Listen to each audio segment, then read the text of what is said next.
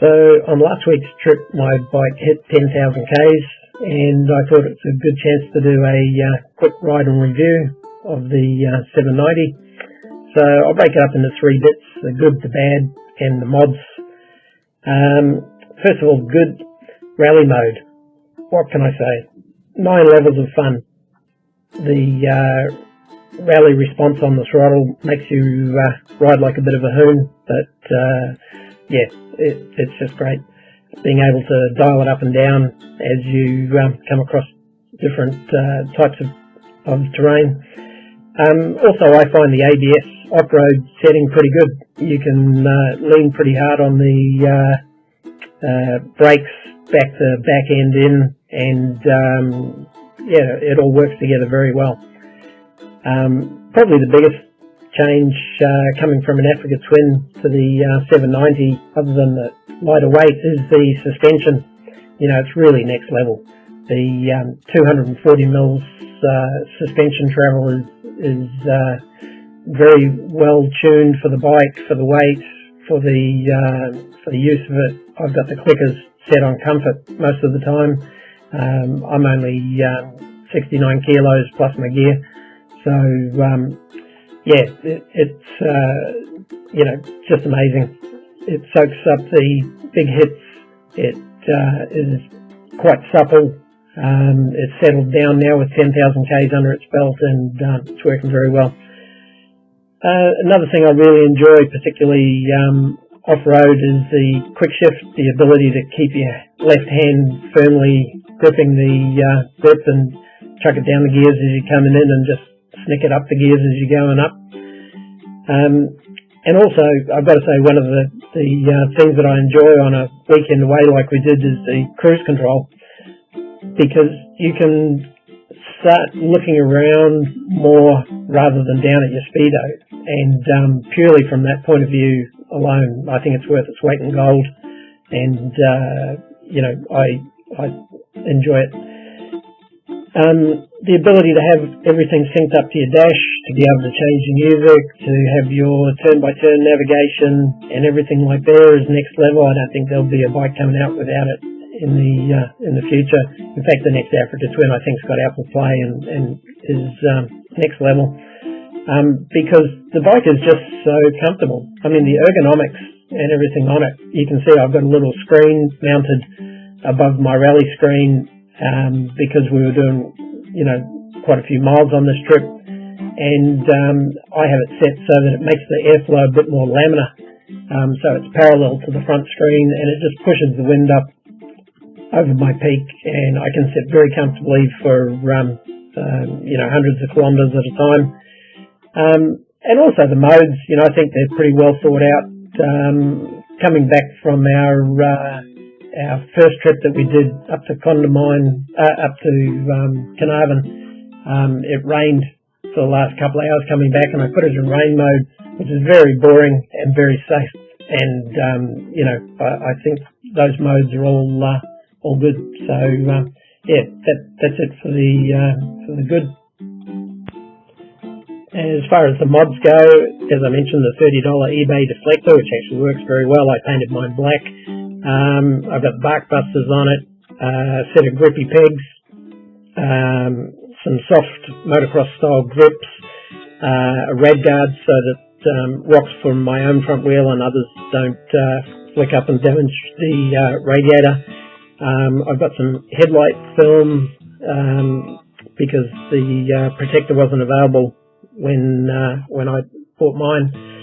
And the two things, like you can see there in that shot, looking down, is the triple clamp Moto Scott damper, and it only adds 15 mils in height to the triple clamp steering mount, and works exceptionally well. The B&B bash plate, I got that because the little side wings down the bottom protect the bottom of your fuel tank protectors, so just on a low speed slide, where you're putting it down on the gravel or whatever, it will stop damage to those. So I've got a $69 tyre pressure monitor. It's worth its weight in gold. You can look down at any point and see what your tyre pressures are running, particularly in these conditions where it's wet in some areas, dry in others, clay in others.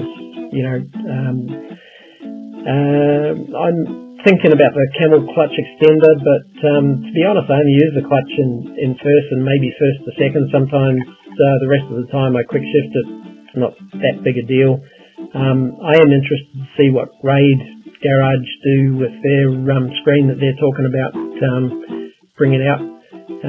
But other than that, I made up my own set of pannier supports, so the weight is taken by my panniers, but the supports that I made up just stop the panniers from flapping around. Other than that, it's pretty good to go as it comes out of the box.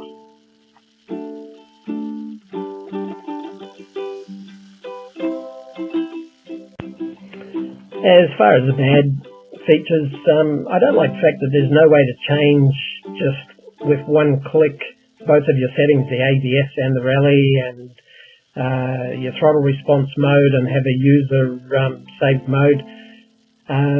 You actually have to change the ABS separately from road to off-road.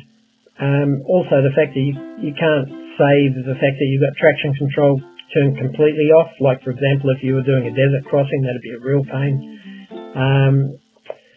Also, that the dash navi isn't integrated with any other navigation systems. You've got to use KTM MyRide, and it doesn't have all the other map roads on it. And also, you have to have signal for it to plot a signal.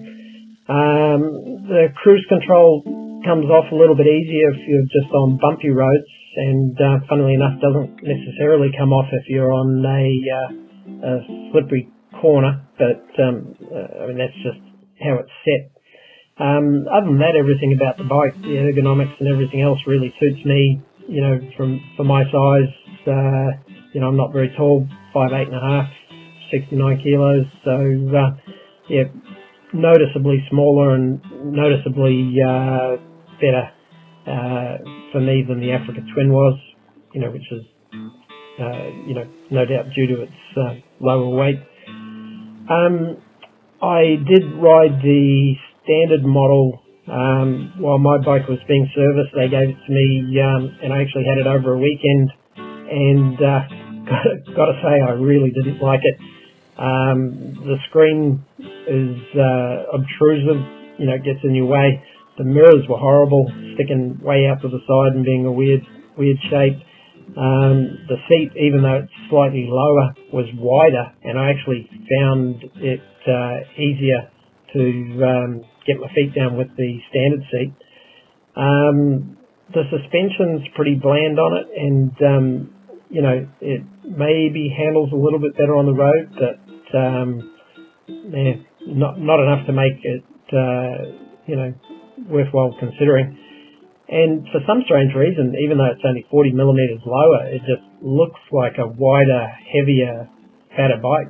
So it really confirmed my choice that I made the right decision, even though it's a little tall for me. In some situations, the R model is a far superior bike. There's occasions where I miss the very, very cruisy nature of the Africa Twin. It was actually better for taking a pillion passenger than the 790, and I do miss that a little. Can't remember why. That's why. Other